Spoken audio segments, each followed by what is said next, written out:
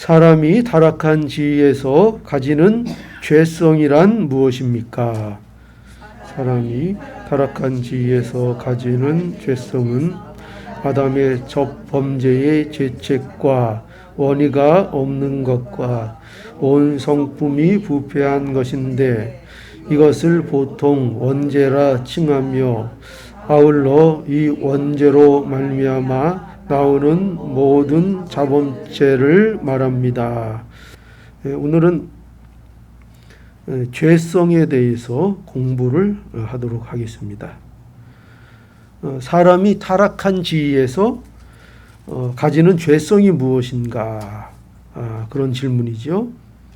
여기 그 죄성이라는 것은 다른 말로 하면은 죄의 성격 이런 것을 말합니다. 죄의 경향성. 우리가 뭐가 어떤 경향이 있다, 어떤 특성이 있다 이렇게들 얘기하죠. 그런 뜻입니다. 죄의 성격, 죄의 성향 그것이 모든 인간에게 있다 하는 것입니다. 오늘 이 소요리문답 18문에서는 이러한 죄성에 대해서 여기 네 가지로 우리에게 가르쳐 주고 있습니다. 첫 번째로 죄성은 여기 보면은 죄책이 있는 것이다 이렇게 되어 있습니다. 그렇죠? 그 답 보면은 사람이 타락한 지위에서 가지는 죄성은 그러면서 첫 번째로 아담의 첫 범죄의 죄책과 이렇게 되어 있죠. 그래서 이 죄성은 죄책이 있는 것을 말합니다. 죄책이 뭘까요? 죄책. 이 죄책이라는 말이 무슨 말씀인지 아시겠어요? 좀 어렵습니까? 죄의 결과를 얘기하는 거죠? 죄의 결과. 어쩌 비슷하기도 한데 죄책이라는 것은 죄의 책임감 이런 것입니다. 죄에 대한 책임감. 그래서 우리가 흔히 말할 때에 여러분 죄책감이 느껴져 이런 거 있죠?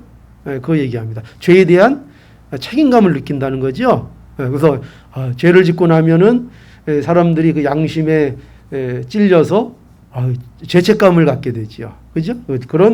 그런 죄에 대한 죄책감, 죄에 대한 책임감 이것이 있다 하는 것입니다. 그래서 죄를 인정하는 것 그리고 그 죄에 대한 형벌을 받는 것이 마땅하다 이렇게 생각하는 것 이것이 바로 이제 죄책을 갖는 것이라는 것입니다. 그래서 아담의 첫 범죄에 대한 죄책이 우리에게 있다. 성경은 그렇게 얘기하고 있습니다. 우리는 유죄다. 거기에 대한 책임이 있다. 그런데 우리가 이 죄책감에 대해서 오해하는 것 중에 하나가 뭐냐면은 죄 사함을 받아서 구원을 여러분들이 받았잖아요. 그러면 구원을 받았으면은 죄책감이 있을까요, 없을까요? 여러분 이제 모두 우리 성경 말씀에 의하면 우리의 과거와 현재와 미래의 모든 죄에 대해서 이제 용서를 받았습니다. 그죠? 성경이 그것을 우리에게 증거하고 있는데 그러면 우리는 이 죄 사함을 받았는데 죄책감이 있습니까, 없습니까? 있지요. 그죠? 영원히 있을 것 같아요. 예, 죄책감이 있다 그러는 게 정상입니다. 우리는 구원 받았으니까 이제 우리는 죄책감 같은 거 느낄 필요 없어. 이렇게 생각하는 경우들이 좀 있다 그런 것입니다. 그러니까 그건 옳지 않다는 것을 여러분에게 먼저 말씀드리고 싶습니다. 구원을 받으면 죄책감이 사라지는 줄 아는데 죄책감이 사라지는 것이 아닙니다. 구원을 받는다고 해서 우리가 갖고 있었던 죄에 대한 이 죄책감이 사라지지 않습니다. 그러니까 쉽게 얘기하면 여러분 중생한다 그러잖아요. 그죠? 거듭난다. 거듭났다고 해서 죄책감이 사라지는 것이 아닙니다. 오히려 반대예요. 죄에 대해서 그 감각이 더 어떻게 될까요? 예민해집니다. 구원을 받은 사람은 더 예민해집니다. 그래가지고 구원을 받은 사람들 중에 혹 이런 경험을 하는 사람들이 있습니다. 뭐냐면 예전에는 몰랐는데 구원을 받고 나니까 온통 다 죄입니다. 그게 보이기 시작합니다. 밥을 먹어도 어떤 분 그런 신앙 고백하는 거 제가 들어봤어요.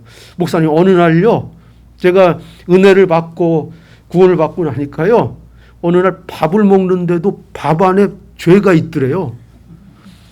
국을 딱 떠먹을 때 국에 대해서 죄가 있고 온통 죄가 보이기 시작하더라. 뭘 단적으로 얘기하는가? 실제로 뭐 거기 보입니까? 그게 아니죠. 뭘 얘기하려고 하는가? 죄에 대해서 그만큼 예전에 느끼지 못하던 것들을 느끼고 죄에 대해서 민감한 상황이 마음이 되더라 하는 것입니다. 그런데 중생한 사람이 그럼 뭐가 다르냐? 안 믿는 사람하고 중생한 사람은 이 죄책감을 가지고 어떻게 한다는 거예요? 십자가로 또 나아간다는 것입니다. 그러니까 예수 그리스도를 더 의지하고 십자가를 통해서 이 죄책감을 늘 해결하는 그 자리로 나간다 하는 것입니다. 그래서 뭐에 대한 두려움이 없어지는 거예요. 구원받은 자들은 여러분 보세요. 죄책감은 생기지만 그 죄로 인한 뭐가 없어요? 우리에게는 책임이 있으면은 반드시 뭘 받아야 돼요? 우리는 형벌을 받아야 되는데 우리가 죄책감을 갖지만 그 죄책감에 눌려서 살지 않고 그리고 그 죄 때문에 형벌에 대한 두려움에 사로잡히지 않게 된다는 것입니다. 이게 구원받은 자들. 죄는 너무 민감하고 죄에 대해서 분명하게 보게 되고 죄책감을 더 예전보다 많이 가지게 되지만 그 죄책감이 나를 눌러서 나를 못 살게 하거나 나를 형편없는 자로 몰아가는 것이 아니라 더욱더 하나님의 은혜를 사모하고 그 가운데 나아가고 하는 것을 통해서 오히려 뭐에 대한 두려움이 없어진다고요? 형벌에 대한 두려움, 심판에 대한 두려움이 없어진다는 것입니다. 이것이 믿는 자들의 상태이죠. 그러니까 여러분 우리가 죄에 대한 죄책감을 느끼는 게 맞습니까? 틀립니까? 그 죄책감 괜찮습니다. 죄책감 있는 거 좋습니다. 문제는 죄책감을 때문에 마귀한테 이용당해서 자꾸 그 죄책감 속에 빠져 들어가서 괴롭고 상실하고 낙담하고 그러면 안 된다는 것입니다. 왜죠? 예수 그리스도께서 우리를 위하여 십자가의 형벌을 다 감내하셨기 때문입니다. 그래서 죄책감에 눌리지 않고 성도들은 더 은혜를 느끼게 된다는 겁니다. 죄책감이 생기면 생길수록 죄를 깨달으면 더 깨달을수록 그것으로 인해서 낙담하는 게 아니라 뭘 더 알게 돼요? 하나님의 은혜를 더 깊게 알게 된다는 것입니다. 감사할 것이 더 늘어나게 된다 하는 것을 말씀하고 있습니다. 예수님께서 우리의 죄책을 담당하셨기 때문입니다. 예수님이 대신 형벌을 받으셨기 때문입니다. 그래서 죄책을 모르면 우리가 오히려 은혜를 모를 수 있습니다. 그죠? 죄에 대한 책임감을 모르면 우리가 죄 은혜를 모르게 됩니다. 우리가 죄인이었다는 인식이 있을 때 우리는 우리에게 부어주신 은혜가 얼마나 큰 것인가를 알게 되는 거죠. 예를 들어서 우리가 과거에 굶은 기억이 있는 사람은 그죠? 오늘날 먹는 것에 대한 감사가 훨씬 크겠죠. 그죠? 그것을 기억하고 알면은요. 근데 굶는 게 뭔지 한 번도 배가 고픈 기억이 없는 사람은 먹는 것에 대한 감사가 그만큼 덜하겠죠. 그죠? 먹을 게 없었어 옛날에. 그러니까 애들이 뭐라 그런다 그래요? 밥이 없었어. 그래서 굶었어. 그러면 아빠 라면 먹으면 되지. 요새 애들은 알아요 몰라요. 옛날에 못 먹었다는 걸 모르는 거죠. 그러니까 먹는 것에 대한 감사를 모른다는 거죠. 그와 마찬가지로 우리가 은혜에 대해서 우리가 누가 더 은혜를 깊이 알게 되는가? 죄책감을 갖는 사람이라는 것입니다. 그래서 죄책감만 있다면 고통일 것인데 예수님께서 그 모든 형벌을 감당하셨고 우리를 은혜로 구원해 주셨기 때문에 우리가 이 고통에서는 우리가 자유하다 하는 것입니다. 우리가 이것을 알아야 합니다. 근데 세상은 어때요? 세상은 이 자신들이 죄인 된 것을 또 이 죄책감을 느낀다는 것을 인정하지 않으려고 합니다. 왜냐하면 그것을 인정하면 뭐를 감당할 수 없어요. 그 죄책감을 감당할 방법이 없기 때문입니다.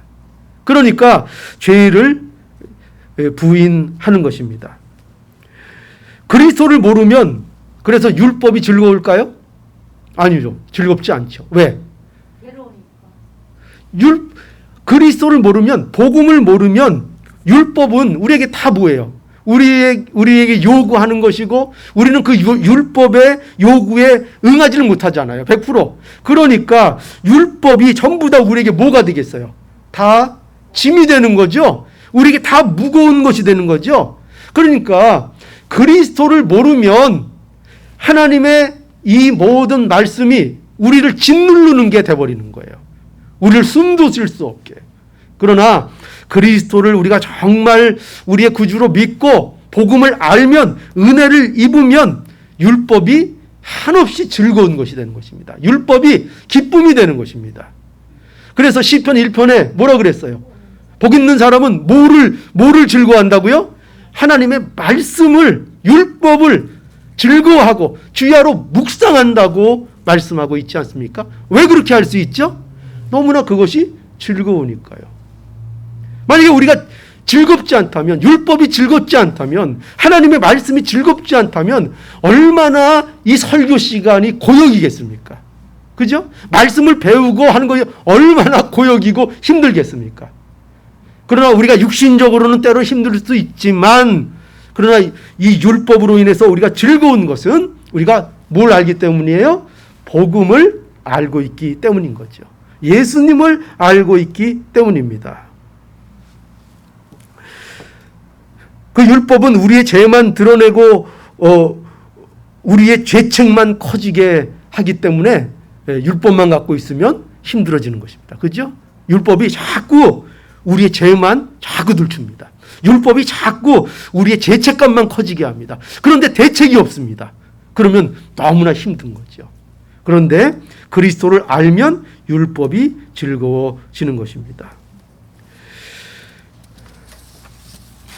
이것이 이제 죄성에 대한 얘기인데, 죄성은 뭐라고요? 죄책이 있는 것이다. 죄성은 죄책이 있는 것이다 라는 것을 말하는 것이고, 또 이 죄성, 우리가 죄성은 무엇을 얘기하는 건가?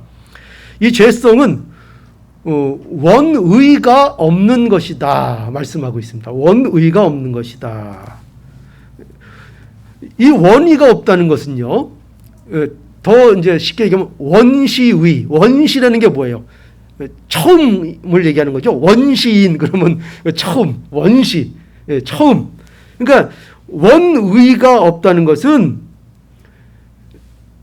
하나님과의 관계가 어그러져 있다, 올바르지 않다, 이걸 얘기하는 겁니다. 그 상태를 얘기하는 것입니다. 그러니까 하나님께서는 인간을 원의가 있게 창조하셨습니다. 그래서 그 원의의 내용들은 뭐냐면은 무슨 공의, 참 지식, 뭐 이런 것을 얘기합니다.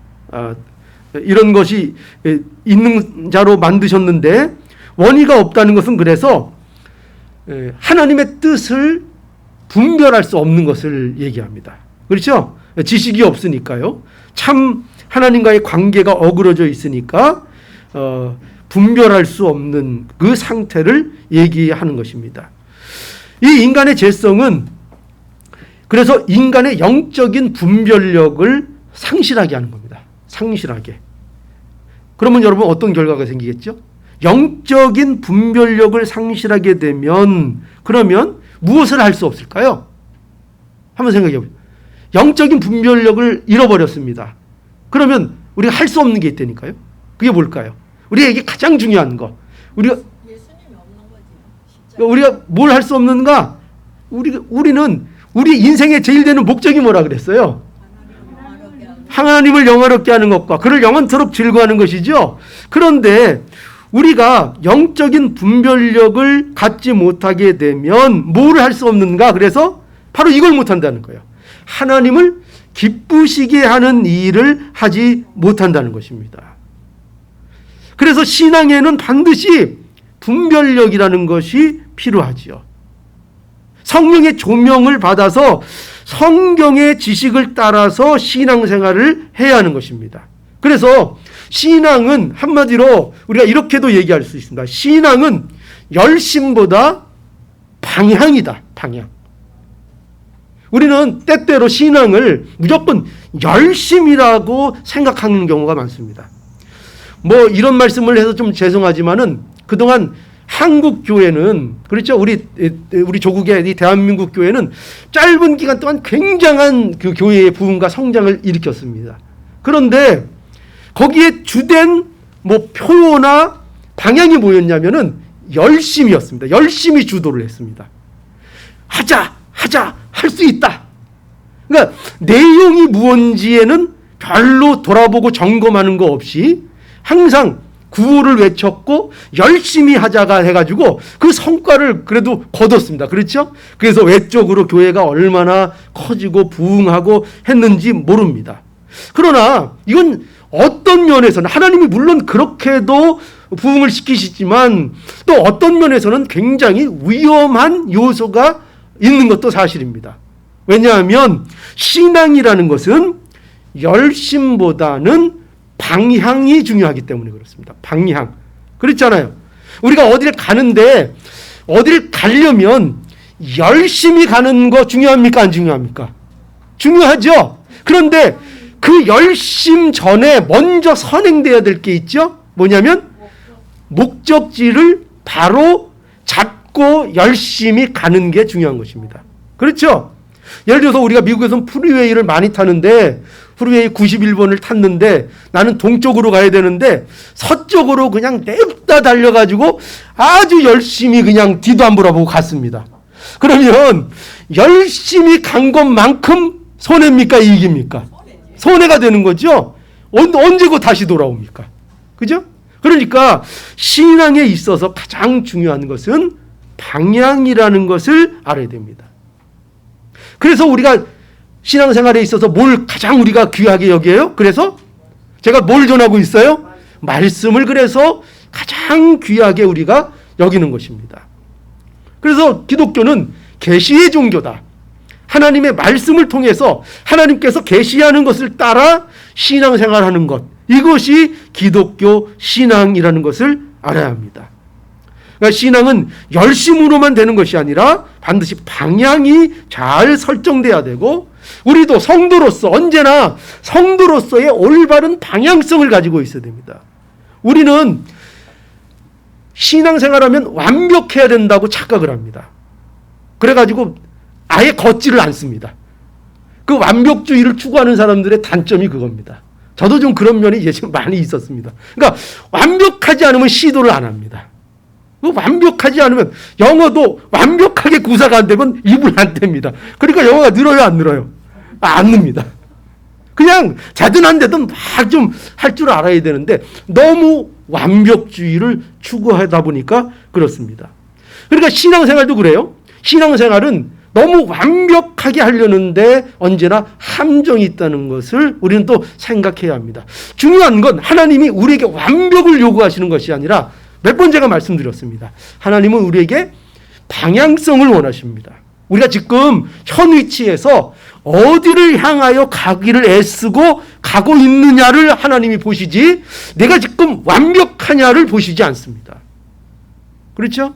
우리는 한없이 부족하죠. 한없이 연약하지만 하나님은 우리가 어디로 가고자 하는지를 아시고 그 방향성을 하나님께서는 보신다. 그래서 신앙생활은 방향을 가지고 하는 것이다. 방향을 가지고. 그래서 우리에게 이 죄성이 있기 때문에 그런데 우리는 우리가 자칫 잘못하면 헛된 열심을 부리게 됩니다. 말씀을 따라가지 않으면. 이 죄성 때문에요. 그래서 교회에도 보면은요. 교회에도 싸우는 명분이 뭔지를 한번 보십시오. 교회에 싸움이 일어나는데, 그죠? 싸움이 일어나서 막 분란이 일어나는 교회들 많이 있잖아요. 거기 보면은 참 재밌는 거는요, 언제나 싸우는 양쪽 다 뭐라고 얘기합니까? 다 하나님 뜻이라는 겁니다. 이쪽도 하나님 뜻이고 이쪽도 하나님 뜻. 언제나 하나님 뜻을 앞세워서 싸운다는 것을 알아야 합니다. 그러니까 이것이 우리가 정말 성령의 조명을 받아서 우리가 바로 인도받지 못하면 이렇게 다 어떻게 돼요? 다 자기 멋대로 자기의 욕심을 하나님의 뜻이라고 이렇게 포장해서 싸우고 명분을 세우는 일들이 얼마나 많은지 모릅니다. 그러니까 교회는 쓸데없는 일로 싸우는 일이 많아요. 쓸데없는 일로 교회를 나가는 사람들도 얼마나 많은지 몰라요. 정말 진리에 대한 문제, 뭐 정말 잘못된 거, 뭐 예를 들어서 뭐 목회자가 뭐 간음을 한다든지 목회자가 뭐 재정적인 문제로 막 물을 잘못 일으킨다 이러면 그런 교회 있을 필요가 없습니다. 여러분도 혹시 제가 그런 거 하면은 여기 남아 계시면 됩니까 안 됩니까? 여기 남아 계시면 잘못된 거예요. 제가 그렇게 하면 미련 없이 어떻게 그게 현명한 겁니다. 목사님 예청이 있는데 우리 가면 어떡하나. 그런 거 아닙니다. 우리가 무엇이 하나님 앞에 합당한가 하는 것을 우리는 알아야 합니다. 그래서 제발 그런 거 아닌 사소한 문제로 교회를 등지고 교회를 떠나고 시험에 들고 이런 일이 좀 교회에 없었으면 좋겠습니다. 그런 일. 여러분 그 소설 걸리버 여행기를 보면은요, 이 걸리버가 소인국에 갔는데 소인국에 전쟁이 일어났습니다. 근데 여러분 이 소인국에서 그래서 많은 사람들이 막 비참하게 죽었는데 그 전쟁한 이유가 뭔지 아십니까? 달걀을 동그란 부분을 깨서 먹느냐 끼쭉한 부분을 깨서 먹느냐로 시비가 붙었습니다. 한쪽에서는 둥근 면을 깨서 먹는 게 옳다. 아이 무슨 말이냐, 삐죽한데 거길 깨먹는 게 맞다. 그래가지고 그것 때문에 막 반란이 일어나고 그거 갖고 전쟁이 일어나고 많은 사람들이 죽었다 하는 얘기가 걸리버 여행기에 써 있습니다. 여러분 이게 교회는 어떨까요? 교회도 이런 모습이 있다는 것입니다. 정말 중요한 문제 있으면 당연히 교회 그거 미련을 가질 필요 없습니다. 정말 심각한 문제가 있으면. 그러나 정말 문제도 아닌 것, 뭐를 했냐, 뭘 안 했냐, 이런 문제를 가지고 교회를 그렇게 떠나고 이런 거, 뭐가 맞냐, 정말 이게 중요한가? 중요한 일도 아닌 것 같고 그런 문제들이 얼마나 교회에 있고 그런 중요하지도 않은 문제에 얼마나 목을 메고 사는지 모릅니다. 우리는 이것을 좀 생각해 봐야 합니다. 왜 이런 일들이 왜 생겨요? 이런 일들이 우리 안에 죄성이 있어서 그렇다는 거야. 죄성이 있다. 우리 안에 분별력이 없는, 무엇이 하나님을 기쁘시게 하는 것인가, 이것을 옳게 구분하는 능력이 우리 안에 없다. 그것이 바로 죄성이라는 것입니다. 죄성이 있다. 그리고 또 세 번째로 죄성은 뭐냐면요, 죄성은 무엇을 말하는가 하면 온 성품이 부패했다 하는 것을 말하는 겁니다. 죄성은 인간의 마음이 부패한 것입니다. 마음이 부패했습니다. 마음이 인격적인 기관이죠.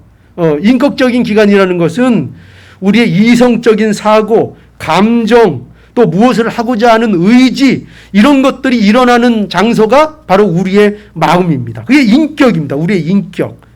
그런데 죄책이라는 것은 아까 죄책감에 대한 책임감에 대해서 얘기했죠. 이것은 어떻게 보면 좀 신분이 가지는 어떤 법정적인 성격이라고 말할 수 있습니다. 그가 죄라는 신분을 갖고 있기 때문에 거기에 대한 죄에 대한 책임, 유죄로 선고되어서 죄인이 되었기 때문에 죄에 대한 책임감이 그에게 있는 것입니다. 신분적이죠. 그런데 이 온 성품이 부패한 것은 인격적인, 그죠? 인격적인 것이라 하는 것입니다. 그 내용적인 것이죠. 내용적인 것. 그러니까 재책이라는 것이 신분적인 것이라면 온 마음의 상태가 부패한 것은 우리의 실질적인 우리 인간의 상태를 이제 말하고 있는 것입니다. 우리 안에 죄성이 있다. 온 마음이 부패했다 하는 것이죠. 전 인격적으로 오염되었다. 부패했다. 그러나 우리가 이 문제를 가지고 정확하게 또 알아야 될 것은 뭐냐면요. 그렇다고 해서 인간이 전인격적으로 부패했다고 해서 인간이 악마가 된 것은 아닙니다. 그죠? 그래서 악마 이러면 안 됩니다. 사람 보고. 그 옛날에 어떤 그 부모님이 하도 그 아들이 교회를 안 가고 그렇게 말썽을 부리고 엉뚱한 짓만 하니까 아이고 이 마귀 새끼라 그랬대. 그 애 보고. 근데 사람은 악마가 아닙니다. 악마가 아닙니다. 세상에도 여러분 보십시오. 세상에도 착하게 사는 사람들이 있죠. 선한 일을 하면서 사람들에게 도움을 주는 사람들이 있습니다. 이런 것을 얼마든지 할 수 있습니다. 그런데 중요한 건 뭐냐? 하나님이 기뻐하시는 일은 못한다 하는 것입니다. 그러니까 악마는 아니지만, 그죠? 악마가 된 것은 아니지만, 그러나 그가 선한 능력을 상실해서 하나님이 기뻐하시는 일은 하지 못한다. 그 상태가 되었다 하는 것입니다. 여러분, 옛날에는 동네에 우물이 있었죠. 우물은 그 동네에 어떻게 보면 기쁨을 주는 장소입니다. 그렇죠? 그 동네 사람들이 다 맑은 물을 길러다가 밥도 해 먹고 마시기도 하고 씻기도 하고 하는 그런 아주 기쁨을 주는 우물입니다. 그런데 누군가가 거기다가 독을 딱 떨어뜨리면 그러면 이제 어떻게 되는 겁니까? 그 우물물은 이제 어떻게 먹을 수 있을까요? 못 먹죠. 쓸 수 없는 우물이 되어 버리는 거죠. 그래서 예전에는 그 우물로 인해서 기쁨을 누렸는데 이제 동네 사람들이 그 우물을 통해서 기쁨을 누릴 수 없게 되는 것이죠. 그러니까 인간의 상태가 이렇다는 겁니다. 우물에 독이 떨어진 것처럼 우리에게도 죄성이 있어서 온 마음이 부패해서 뭘 할 수 없다고요? 우리는 원래 누구를 기쁘시게 해야 되는데, 하나님을 기쁘시게 해야 되는데 그 기쁘시게 할 능력이 다 상실되었다 하는 것이죠. 그러니까 중생하지 못하면 이렇게 하나님을 기쁘시게 할 수 없습니다. 착한 일은 할 수 있습니다. 선한 일 할 수 있습니다. 남을 도울 수 있습니다. 그죠? 가다가 홈리스에게 1불짜리 줄 수 있습니다. 5불도 어떤 사람은 주고 10불도 줄 수 있습니다. 그죠? 그들을 보면서 불쌍한 마음이 들 수도 있습니다. 얼마든지 이웃을 돌보는 일 할 수 있습니다. 그러나 하나님을 기쁘시게는 못합니다. 누가요? 왜요? 뭐가 없어요? 그 안에 선함이 없기 때문에 그렇습니다. 인간이. 하나님 앞에 선을 이룰 만한 능력. 그러니까 이 선은 뭐냐면은 아까처럼 착한 일을 얘기하는 것이 아니라 하나님이 인정하시는 선함을 얘기합니다. 지금 할 수 없다는 것. 그래서 하나님이 인정하신다는 것은 하나님과 함께하고 천국의 백성으로서 함께 누릴 수 있는 그 자격을 얻는 그 선한 행동, 그런 선한 기쁨 것, 이런 것들을 인간은 할 수가 없다는 것입니다. 그죠? 착한 일을 한다고 돼요? 선한 일 많이 하면 천국 갈 수 있을까요? 예, 그 사람들은 그렇게 갈 수 있다고 믿고 싶어 하는 사람들이 많이 있습니다. 그러나 성경은 분명히 얘기합니다. 인간의 선행을 통해서는 천국에 가지 못합니다. 그것이 우리가 예수 그리스도를 믿는 이유입니다. 그래서 히브리서 11장 6절 믿음이 없이는 기쁘시게 못한다. 누구를요? 하나님을 기쁘시게 못한다. 또 로마서 12장 1절 그러므로 형제들아 내가 하나님의 모든 자비하심으로 너희를 권하노니 너희 몸을 하나님이 기뻐하시는 거룩한 산제사로 드리라. 이는 너희에 드릴 영적 예배니라.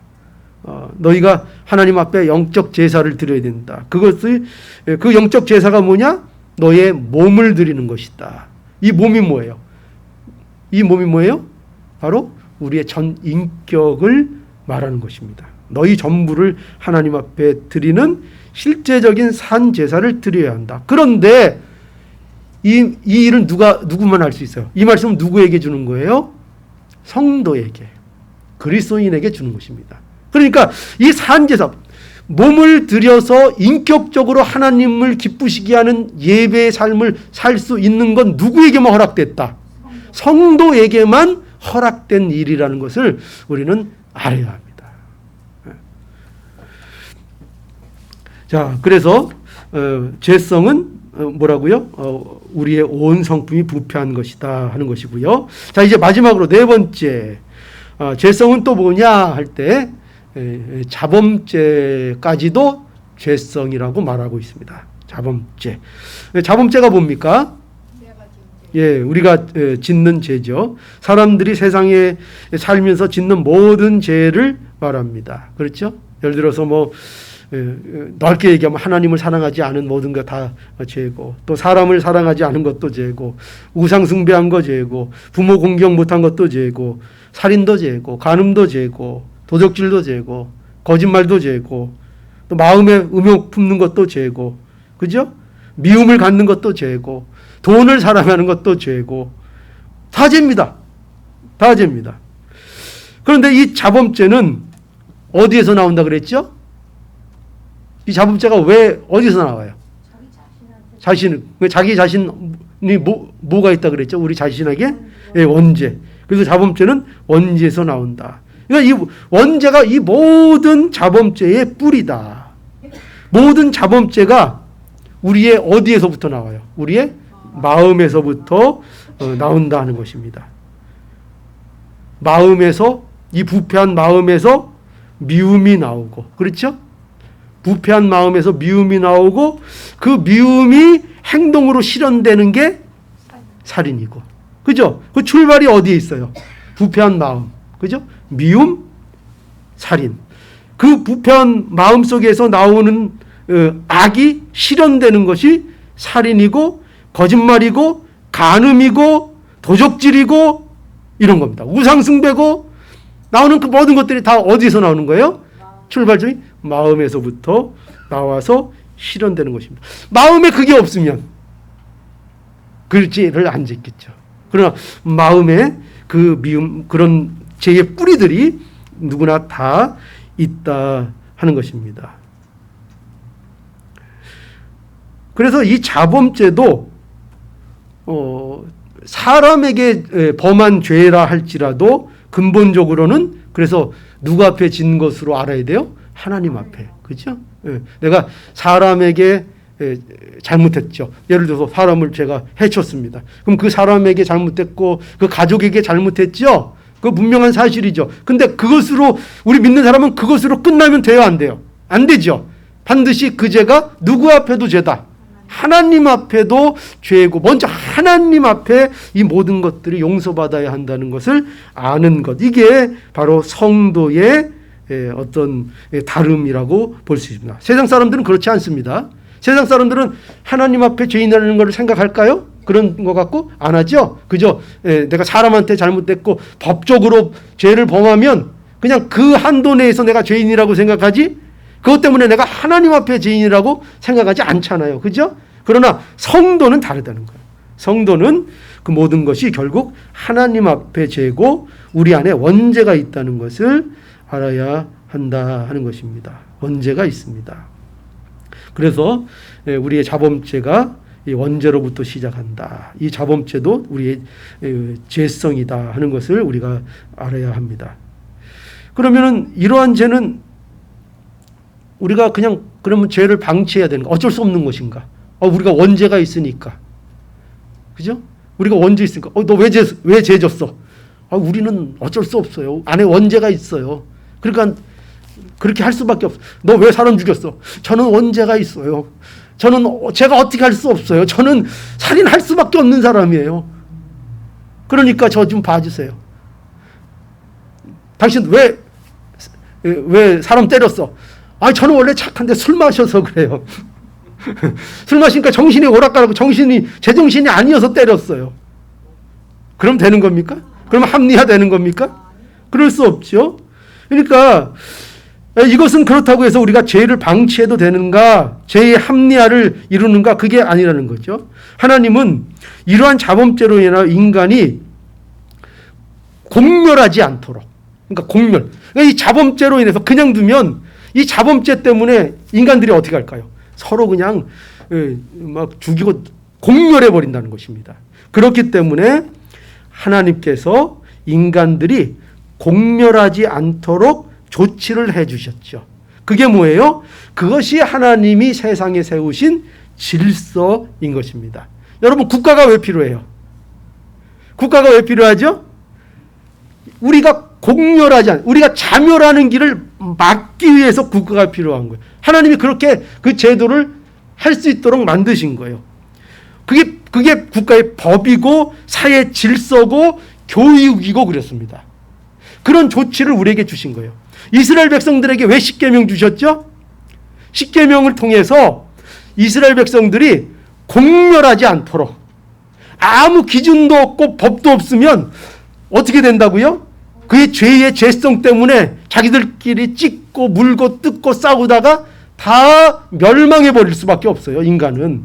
그렇기 때문에 하나님께서 그것을 방지하고 막기 위해서 최소한의 규칙으로 너희들 최소한 이것만 지키고 살아라 해서 주신 게, 이스라엘 백성에게 주신 게 십계명이에요. 오늘날 우리에게도 동일하죠. 자, 그래서 하나님께서 우리에게 일반 은총을 허락해 주셔서 세상의 공멸을 막아 주시는 것입니다. 그게 일반 은총이 필요한 이유예요. 그죠? 공기가 없으면 어떻게 돼요? 죽잖아요. 그죠? 근데 공기가 다 주시잖아요. 믿는 자나 안 믿는 자나. 그죠? 햇빛, 믿는 자나 안 믿는 자나 다 주시잖아요. 그죠? 우리가 예수 안 믿으면 공기가 코로 한쪽으로밖에 안 들어와요? 그죠? 예수 믿으나 안 믿으나 다 마음껏, 그죠? 공기를 사용할 수 있도록 하신 거죠. 왜? 그래야 살 수 있기 때문에. 공멸하지 않도록 유지를 시켜 주시는 것입니다. 우리는 그러나 이러한 죄성과 싸우고 또 이길 수 있도록 하나님께서 해주셨다는 사실을 우리는 알아야 하겠습니다. 그게 중요하죠. 요한복음 8장 32절, 우리가 마지막으로 이 한 절을 보죠. 요한복음 8장 32절, 진리를 알지니 진리가 너희를 자유케 하리라. 아주 유명한 말씀이죠. 진리를 알지니 진리가 너희를 자유케 하리라. 어떤 애들이 공부할 때 이거를 딱 머리띠에 두르고 공부를 하더라고요. 그러니까 진리를 알지니 진리가 너희를 자유케 하리라 하니까 이걸 적용을 해가지고, 그래, 사람은 많이 배워야 돼. 내가 많이 배워서 훌륭한 사람이 되면은 내가 이제 자유를 얻을 거야. 그러면서 이거 써놓고 공부하는 애들도 봤어요. 그런데 이제 사실은 그런 뜻은 아니에요. 그런 뜻은 아니고, 이것은 이제 예수 그리스도로 인하여 죄의 종로로 타던 우리가 자유케 된다 하는 것이죠. 뭐에 대해서 자유인이 돼요? 죄의 종에서부터 자유가 되는 것입니다. 죄에 사로잡혀 있었는데 오직 예수님이 우리를 자유케 하셨습니다. 그래서 어떤 자유가 있는 거예요? 이제 우리는 죄와 싸울 자유. 그죠? 예전에는 어땠어요? 죄와 싸울 자유가 있었어요, 없었어요? 죄의 종인데 뭐 어떻게 싸워? 그렇죠. 죄의 종인데 뭐 어떻게 죄하고 싸워요? 죄에 끌려다니고 마귀의 종노릇하고. 그죠? 우리에게는 자유가 없었어요. 죄하고 싸울 자유가 없었어요. 그런데 예수 그리스도로 말미암아 이제 우리는 얼마든지 죄를 거부하고 죄와 싸울 수 있는 자가 되었습니다. 이게 우리에게 주신 복인 것입니다. 우리는 완전히 새로운 피조물이 되었습니다. 그러나 우리 안에 여전히 모는이 있다고요. 그렇다고 죄성이 없다고요, 우리 안에? 네, 죄성은 있습니다. 그래서 우리는 죄성과 날마다 싸우는 일을 해야 합니다. 이것을 우리가 알면 우리가 말씀을 사모하지 않을 수가 없고 우리가 기도를 하지 않을 수가 없겠죠. 그죠? 우리가 지금 이렇게 그냥 편안하게 사는 것 같아도 실제로 우리는 다 어디에 있어요? 우리는 전쟁터에 사실 있습니다. 그죠? 그리고 영적인 전쟁 상태에 있고 또 우리는 죄와 싸워야 되는 사람으로 하나님께서 부르셨습니다. 이것을 분명히 안다면 말씀을 사모하지 않을 수가 없죠. 왜냐하면 말씀이 우리의 싸울 무기니까요. 우리가 기도하지 않을 수 없죠. 왜냐하면 기도가 아니면 이 싸움을 우리가 이길 수 없으니까요. 그러니 우리가 이 사실을 잘 알고 말씀을 더욱 사모하시고 기도도 더욱 열심히 하시는 우리 모두가 되어야 하겠습니다. 기도하시겠습니다.